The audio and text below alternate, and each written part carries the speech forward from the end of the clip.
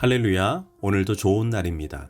잠언 22장 17절에서 29절 말씀 묵상입니다. 오늘은 체험해야 변화가 일어납니다 라는 제목으로 말씀을 나누도록 하겠습니다. 로버트 풀검이 쓴 내가 정말 알아야 할 모든 것은 유치원에서 배웠다 라는 책이 있습니다. 내용은 제목 그대로입니다. 내가 정말 알아야 할 것, 어떻게 행동하고 어떤 사람이 되어야 할지 유치원에서 다 배웠다는 것입니다. 예를 들어 내가 가진 것을 다른 사람들과 나눠 써라. 약한 사람들을 보살펴주라. 화장실에서 물을 잘 내려라. 어떤 물건이든지 내가 가져온 것은 도로 갖다 놓아라. 내가 어지럽힌 곳은 내가 치워라. 남에게 상처를 주었다면 미안하다고 말해라. 뭐든지 한꺼번에 많이 하지 말고 매일 조금씩 해라. 행동하기 전에 미리 생각해라. 로버트 풀검이 이 책을 쓴 이유는 유치원 때 배운 대로만 살아도 세상은 지금보다 훨씬 더 아름다워졌을 것이라는 것입니다. 그런데 이 책을 쓴 의도가 무엇일까요? 인간은 알고 있는 대로 살아내지 못한다는 것입니다. 몰라서 행동하지 않는 것이 아닙니다. 내 힘으로는 안 됩니다. 이것이 인간의 연약함입니다. 사실 인간의 변화는 지식에 있는 것이 아니라 누군가를 인격적으로 만나고 체험하는 데서 변화가 일어납니다.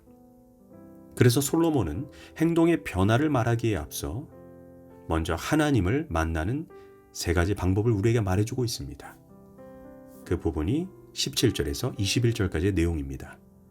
하나님을 체험해야 변화가 이루어진다는 것입니다. 그런 후에 솔로몬은 하지 말아야 할 네 가지 행동을 말해줍니다. 그것이 21절에서 29절의 내용입니다.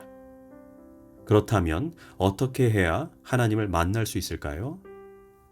먼저 성경을 열어야 합니다. 성경을 묵상하면 찾아오시는 하나님을 만나게 됩니다.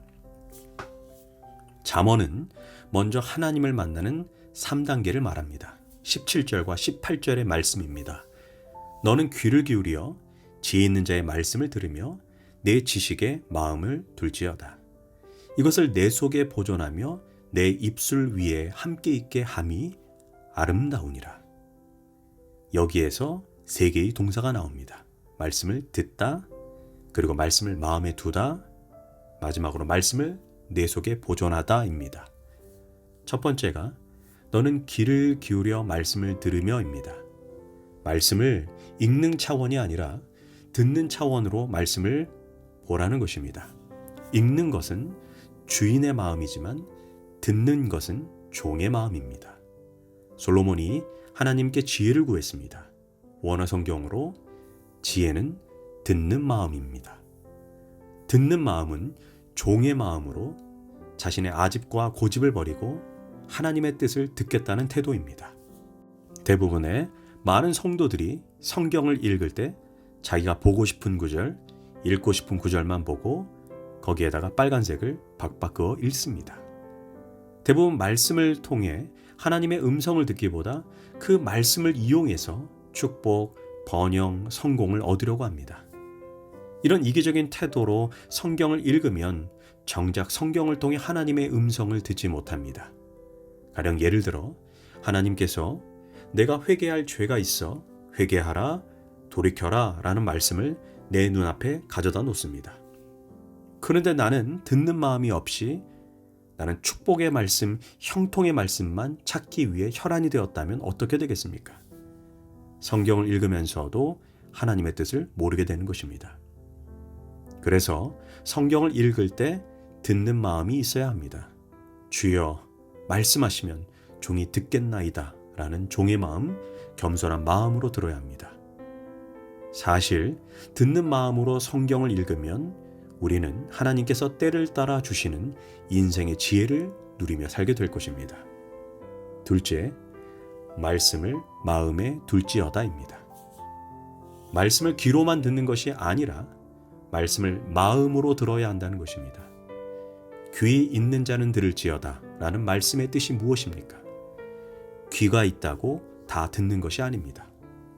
귀가 있어도 듣지 않고 또는 가볍게 흘려버립니다. 듣는다고 다 똑같이 듣는 것이 아닙니다. 그래서 말씀을 마음으로 들어야 합니다. 셋째, 내 속에 보존하며 내 입술에 있게 하라. 말씀을 들었습니다. 말씀을 마음으로 들었습니다. 그런데 그 사건이 이례적인 사건, 한 번의 은혜로 끝나면 안 됩니다. 그 말씀이 내 삶의 내면화가 되고 내 인격, 내 삶의 변화가 되게 해야 합니다. 그럼 어떻게 해야 말씀을 내 마음에 보존할 수 있을까요?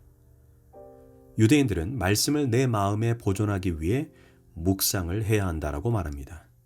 묵상을 히브리어로 하가라고 하는데 하가는 계속해서 말씀을 작은 소리로 읊조리다입니다. 유대인들은 말씀을 계속해서 읊조리면 읊조린 만큼 그 말씀이 나의 마음에 새겨지고 보존된다라고 말합니다. 이처럼 말씀을 마음에 새기고 보존하는 단계로 가면 그때야 비로소 말씀이 지식으로 머무는 것이 아니라 행함으로 나아가게 되는 것입니다. 이제 솔로몬은 행동을 말합니다. 21절과 29절입니다. 첫째, 가난하다고 사람을 차별하거나 압제하지 말라. 22절입니다. 약한 자를 그가 약하다고 탈취하지 말며 곤고한 자를 성문에서 압제하지 말라. 가진 것이 별로 없는 사람이 있습니다. 그런데 그 없는 것마저 빼앗아가는 것은 죄악입니다. 구제해야 할 가난한 자들의 것을 탈취해가고 빼앗아가는 것, 이 사실을 하나님은 절대로 방관하지 않습니다. 또한 성문, 즉 법정에서 뇌물을 받고 악을 행하는 자들을 도리어 보호하고 약한 자들을 압제한다면 하나님이 그들의 생명을 빼앗아갈 것을 경고합니다. 믿는 자들은 약자들을 잘 돌봐주어야 합니다. 둘째, 분노가 많은 사람을 사귀지 말라. 24절에서 화를 잘 내는 자와 사귀지 말 것을 경고합니다. 우리는 모든 사람에게 공손해야 하지만 친밀하게 사귈 친구를 고를 때는 세심한 주의를 기울여야 합니다. 왜냐하면 분노를 품은 사람을 사귀면 나도 모르게 닮아갑니다. 특히 쉽게 분노하고 모욕당하면 참지 못하는 자, 화가 나면 어떤 말이나 행위를 서슴지 않고 하는 사람들이 있습니다. 이런 사람을 친구로 삼는 것은 적절하지 않습니다. 이런 사람과 사귀다 보면 우리는 그 사람으로부터 자신과 행동을 같이 해서 다른 사람에게 화를 내라는 요구를 받게 됩니다.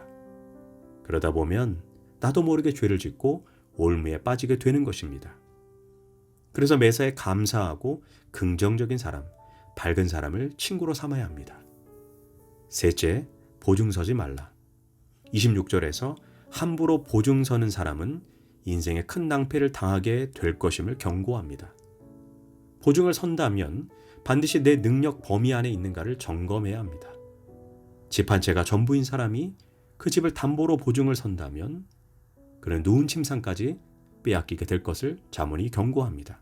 불쌍해도 소용이 없습니다. 스스로 자초한 일이니 어쩔 수 없는 것입니다.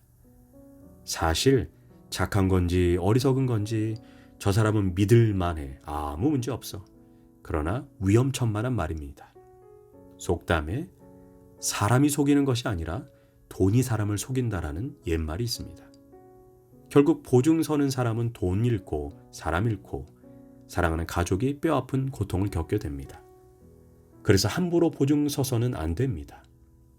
넷째, 불법으로 남의 것을 탐하지 말라. 28절에서 지게석을 옮기지 말라고 말합니다. 여기에서 지게석을 옮기지 말라는 말은 다른 사람의 권리나 재산을 함부로 침해하거나 빼앗지 말라는 것입니다.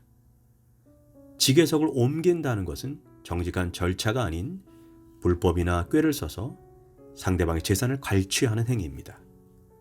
성도는 무슨 일이든지 동기에서부터 순수해야 하고 그 과정도 정직해야 하고 그 마지막도 공의로워야 합니다. 기도하겠습니다. 하나님, 먼저 하나님을 인격적으로 체험하게 하소서. 그런 후에 삶의 변화가 일어나게 하소서. 가난한 사람을 압제하지 않고 분노가 많은 사람을 사귀지 않게 하시고 함부로 보증서지 않고 불법으로 재산을 증식시키지 않게 하소서. 예수님의 이름으로 기도합니다. 아멘.